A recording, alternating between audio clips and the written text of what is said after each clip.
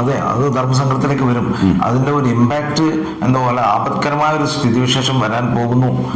അതിന് പ്രധാനപ്പെട്ട 2 കാരണങ്ങൾ ഞാൻ പറയാം. ഒന്ന്, നമ്മൾ ഒരു ഓയിൽ എക്കോണമി ബേസ്ഡ് ആണ് നമ്മുടെ എക്കോണമി. നമ്മൾ മിഡിൽ ഈസ്റ്റിൽ നിന്നാണ് പെട്രോൾ മിഡിൽ ഈസ്റ്റിൽ നിന്നാണ് നമുക്ക് ഈ പണങ്ങളെല്ലാം വന്നെത്തിയിരിക്കുന്നത്. ഇപ്പം ഏറ്റവും ആർട്ടിഫിഷ്യൽ ഇൻ്റലിജൻസിൻ്റെ ഒരു ഇമ്പാക്റ്റ് ആദ്യം ഡിസ്റപ്റ്റ് ചെയ്യുന്നത് എനർജിയാണ്. ഇപ്പം എനർജീൻ്റെ ബാക്കിലാണ് എല്ലാവരും. അപ്പം അടുത്തൊരു 10 വർഷം കൊണ്ട് ഒരു പക്ഷേ ഓയിലിൻ്റെ ഒരു റിക്വയർമെൻറ്റ് നമുക്ക് ഉണ്ടാവില്ല എന്നുള്ളതാണ്. ഞാനൊരു ഉദാഹരണം പറയാം. ഇപ്പം നമുക്ക് 1-2 കാറുകളെ കുറിച്ച് പറയാം. ഇപ്പം ടെസ്ല എന്ന് പറയുന്ന വെഹിക്കിൾ നമുക്ക് വളരെ സുപരിചിതമായ ഒന്നാണ്, എലോൺ മോസ്കിൻ്റെ വെഹിക്കിൾസ്. എന്താണ് ആ ടെസ്ലയുടെ ഒരു പ്രത്യേകത?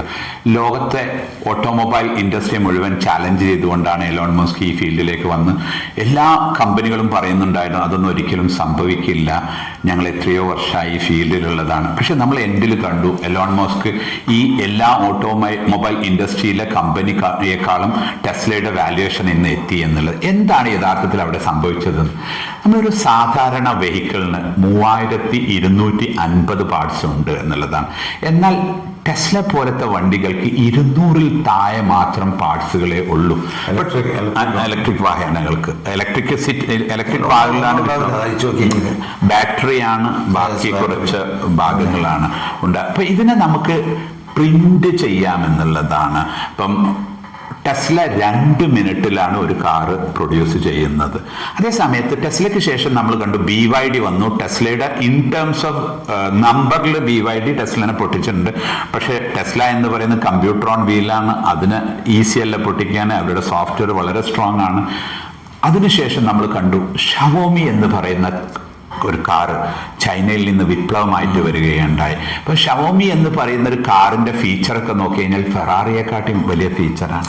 സൗദി ഏതാണ്ട് കീഴടക്കാൻ എല്ലാവരും കാർ മാനുഫാക്ചറിങ് എന്നൊക്കെ പറയുന്നത് ഇപ്പം നമുക്ക് എല്ലാ മന്തിലും പുതിയ പുതിയ കാറ് വരാം. അത് ഡിസൈനിങ് AI ആണ്, ബാക്കി 3D പ്രിന്റിംഗ് ആണ്. ആകെ ബാറ്ററി എന്തുണ്ട്, ബാക്കി ഡിസൈനിൽ അതും 3D പ്രിന്റിംഗ് അടിക്കുമ്പോൾ ഹ്യൂമൻ ഇന്റർവെൻഷനേ ഇല്ല കാറിന്റെ പ്രൊഡക്ഷനിൽ. അപ്പൊ ഷവോമി പ്രിന്റ് ചെയ്യുന്നത് 70 സെക്കൻഡിൽ ഒരു കാറാണ്. ഇനി ഫ്യൂച്ചറിൽ നാനോ സെക്കൻഡിൽ കാറുകൾ വരും എന്നുള്ളതാണ്. അപ്പൊ ഇവിടുത്തെ ഒരു പ്രത്യേകത എന്താണെന്ന് വെച്ചാൽ, ഇപ്പോൾ കാർ എന്ന് പറയുന്നത് സബ്സ്ക്രിപ്ഷൻ മോഡൽ, ഇപ്പൊ ഇന്റർനെറ്റ് പോലെ, മൊബൈൽ പോലെ, ഇലക്ട്രിസിറ്റി പോലെ, വെള്ളം പോലെ ഒക്കെ ഒരു സബ്സ്ക്രിപ്ഷൻ മോഡൽ എങ്ങനെയാണ് വരുന്നതെന്ന് ചോദിച്ചാൽ, ഇപ്പം നേരത്തെ പറഞ്ഞ മാതിരി നിങ്ങൾ പറഞ്ഞ മാതിരി തന്നെ ബാറ്ററി കഴിഞ്ഞുള്ള പാർട്സുകളൊക്കെ നമുക്ക് വിലക്ക് വാങ്ങിക്കാം.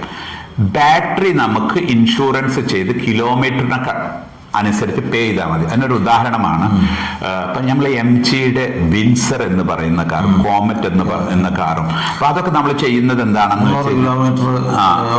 ചാർജിങ്ങിൽ കിട്ടും. കാറുകൾ നോക്കിക്കഴിഞ്ഞാൽ ഫോർ എക്സാമ്പിൾ പറഞ്ഞാൽ ഇപ്പം ഈ ഷവോമി എന്ന് പറയുന്ന കാറ് 800 കിലോമീറ്റർ 12 മിനിറ്റ് ചാർജ് ചെയ്ത് കഴിഞ്ഞാൽ, അതായത് ഇപ്പോൾ ഒരു സാധാരണഗതിയിൽ നമ്മളിവിടെ ഒരാഴ്ച 800 ഓടുന്നില്ല എന്നുള്ളതാണ്. അപ്പോൾ ഒരാഴ്ചക്ക് ഒരിക്കൽ എന്ത് ചെയ്താൽ മതി, ചാർജ് ചെയ്യാം.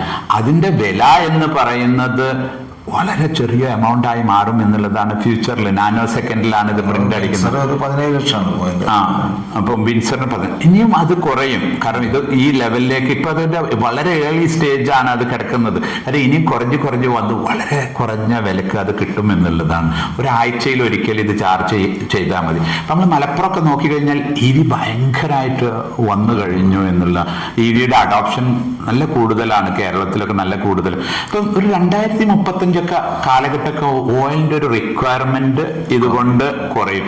രണ്ടാമത്തെ എന്താന്ന് വെച്ച് കഴിഞ്ഞാൽ, ഇപ്പൊ വരുന്ന ഇപ്പൊ ടൊയോട്ടയുടെ മിറായ് എന്ന് പറയുന്ന കാറ്, ഹുണ്ടായുടെ നെക്സോ എന്ന് പറയുന്ന കാറ്, ഇതെല്ലാം വെള്ളത്തിലാണ് ഓടുന്നത്. ഹൈഡ്രജനെ വിഘടിപ്പിച്ചിട്ടാണ്. 1 ലിറ്റർ വെള്ളത്തിൽ 650 കിലോമീറ്റർ ഓടും. ഇപ്പൊ നമ്മളുടെ ട്രാൻസ്പോർട്ടേഷൻ മിനിസ്റ്റർ നിതിൻ ഗഡ്കരി ഓട്ടുന്ന വണ്ടി ടൊയോട്ടയുടെ മിറായി ആണ്. ഇപ്പൊ 1 ലിറ്റർ വെള്ളത്തിൽ 650 കിലോമീറ്റർ ഓടും. അപ്പൊ അതുപോലെ തന്നെ ഇപ്പൊ നമുക്ക് ഇനി വരുന്ന ഹെവി വെഹിക്കിൾസ്, ഇപ്പൊ ഞാൻ കേട്ടത് ടാറ്റയുടെ ഹെവി വെഹിക്കിൾ 1 ലിറ്റർ വെള്ളത്തിന് 450 കിലോമീറ്റർ ഓടുന്നുണ്ട് എന്നുള്ളതാണ്. ഇപ്പൊ ഫ്ലൈറ്റ് വരുന്നത് ഹൈഡ്രജനിലാണ്, ഡ്രോൺ വരുന്നത് വെള്ളത്തിലാണ്, ട്രെയിൻ വരുന്ന വെള്ളത്തിലാണ്, റോൾസ് റോയ്സ് വരുന്ന വെള്ളത്തിലാണ്. അപ്പൊ ഈ 2 വിപ്ലവം, ഹൈഡ്രജന്റെയും EV വിപ്ലവം കൊണ്ട് നമുക്ക് ഓയിലിന്റെ ഒരു റിക്വയർമെന്റ് ഫ്യൂച്ചറിൽ ഉണ്ടാവില്ല. വെള്ളത്തിന് വില കൂടുകയും ചെയ്യും. ഇല്ല, അതിനെക്കാട്ടി മുന്നിൽ EV നിൽക്കും എന്നുള്ളതാണ്. 2ാം പൊസിഷനിലാണ് ഹൈഡ്രജൻ ഇപ്പോഴത്തെ പ്രൊഡിക്ഷൻ അനുസരിച്ച്. ഇനി എന്തെങ്കിലും പുതിയ, കാരണം ഡെയിലി ബ്രേക്ക് ത്രൂസ് ഉണ്ട് എന്നുള്ളതാണ് ഈ ഏരിയയിലൊക്കെ. ഒന്നാമത്തെ, അതായത് ആ വിദേശത്തെ ഡിപ്പെൻഡൻസി കുറയും, അതായത് പൈസ അങ്ങോട്ട് വരൂല എന്നുള്ളതാണ് പ്രശ്നം. കൂടുതൽ വാർത്തകൾക്കും വിശേഷങ്ങൾക്കും ന്യൂസ് ടൈഗ് ലൈവ് TV സബ്സ്ക്രൈബ് ചെയ്യുക.